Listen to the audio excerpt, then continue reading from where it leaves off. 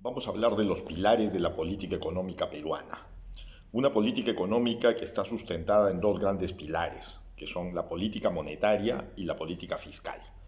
La política monetaria a cargo del Banco Central de Reserva, que hasta ahora lo ha hecho bastante bien. A partir de las reformas de los 90 se han hecho operaciones, se han hecho procesos, se han desarrollado institucionalidad en el manejo de la política económica, no solamente para controlar el tipo de cambio y estabilizarlo con una intervención de una flotación que mantiene el BCR, interviniendo cuando hay que intervenir para asegurarse que el sol, para defender al sol como moneda y para que el sol sea una moneda estable, sino también para limpiar el balance del Banco Central, eliminar mediante repos deuda que es de poca calidad para pasar la deuda de mejor calidad, para pasar a tener en el balance un balance más robusto, pero no solamente eso, sino también para poder incrementar reservas. El Banco Central ha hecho muy bien su trabajo y principalmente eso se debe a su independencia y al liderazgo de un conjunto de profesionales que basan su desarrollo en la meritocracia pura. El otro, liderados por Julio Velarde, por cierto. Por otro lado, tenemos a la política fiscal. Así como está la política monetaria a cargo del BCR, tenemos por otro lado la política fiscal. La política fiscal la conduce el Ministerio de Economía y Finanzas, que como saben depende del gobierno y ha estado sucedida por un conjunto de ministros mediocres que lo único que han hecho es en realidad generar déficit fiscal y ir a llorar al Congreso cada vez que necesitan ampliar ese déficit para cubrir cualquier necesidad que según ellos no está prevista, que si el fenómeno del niño, que si siempre hay una excusa para poder mantener una política fiscal con déficit. Básicamente el déficit es lo que se genera cuando tú gastas más de lo que te ingresa. Y ese es el problema. Los políticos son irresponsables frente al gasto y entonces gastar es algo que les encanta y en esa parte del proceso nos han llevado a una política fiscal que básicamente tiene una serie de agujeros. Es cierto que a partir de los 90 esto se ha venido controlando y se ha tratado de que los agujeros sean medianamente planificados y solamente se ha incurrido pues en picos en aquellas circunstancias que se consideraban excusas. Sin embargo, en la práctica lo que tenemos es una perforación. Así que con una pata coja se supone que la economía peruana es una economía aún estable por la fortaleza que tenemos no solamente de la moneda, sino del manejo del Banco Central para el proceso. Pero lo que realmente ha hecho robusta la economía peruana no es tanto esa combinación de dos pilares. Esa combinación de dos pilares definen una economía formal en el Perú, a partir de la cual se genera un paraguas. Sin embargo, en el Perú tenemos 80% de informalidad. El peruano de a pie vive del día a día, se levanta todas las mañanas, va a trabajar, genera su movimiento económico y ese movimiento económico se inserta en la economía, pero no es formal.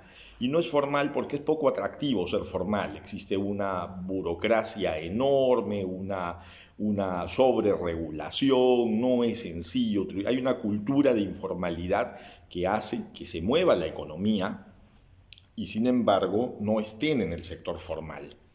Entonces, y digamos, por la facilidad de la cobranza, los organismos, digamos, que tienen que hacer su tarea en términos de recaudación, pues también hacen una cobranza selectiva a las grandes empresas y al grueso de la informalidad no tienen cómo abordarla más que de una manera muy indirecta. Entonces, ese ha sido el Perú que se ha venido desarrollando y que ha venido fortaleciéndose, creciendo y haciendo innovación. A eso hay que sumarle los motores de la economía peruana. Hicimos un video anterior en donde explicamos cuáles eran esos motores de la economía peruana, que tienen que ver con la minería, la agroindustria, la pesca, el turismo, los servicios, y entonces son grandes motores de la economía peruana que cuando se encienden irradian todo este proceso. En cada uno de esos motores hay también una fracción de informalidad. Esa fracción de informalidad también mueve la rueda de la economía y también participa en el sistema. Digamos, para completar el contexto, existen una serie de economías ilegales. economías ilegales que están presentes, economías ilegales que también se visualiza el movimiento económico de estas economías ilegales que distorsionan la economía del Perú y que también promueven una enorme corrupción en todos los niveles, no solamente públicos, sino también privados. Entonces, ese juego de componentes hace que existan varios Perús. Y cuando uno ve el mapa del Perú, ve zonas, digamos, caracterizadas como verdaderos clústeres económicos. Algunos clústeres son claramente ilegales, ¿no es cierto? Existen clústeres de narcotráfico, de amapola, de drogas, existen tráficos de madera ilegal, tala ilegal, minería ilegal, pero también existen clústeres económicos que mueven la economía del Perú, que son sólidos y ancestrales. Entonces tenemos clústeres textiles como Gamarra, tenemos clústeres de turismo médico como lo que existe en Tacna, tenemos clústeres de zapatos en el norte, en Trujillo, tenemos clústeres de madera artesanal, de producción de madera acá en Lima, tenemos una serie de clústeres económicos cuya debida promoción para ponerlos en valor como cadenas de suministro y articularlos al mercado tampoco ha sido muy bien apadrinada por quienes están a cargo de esto como responsables, porque como les vuelvo a repetir, los políticos son irresponsables, no están interesados en esto, les interesa solamente su corto plazo. Entonces, el Perú durante las reformas, durante el inicio de las reformas, empezó a hacer los cambios, y empezó a crecer.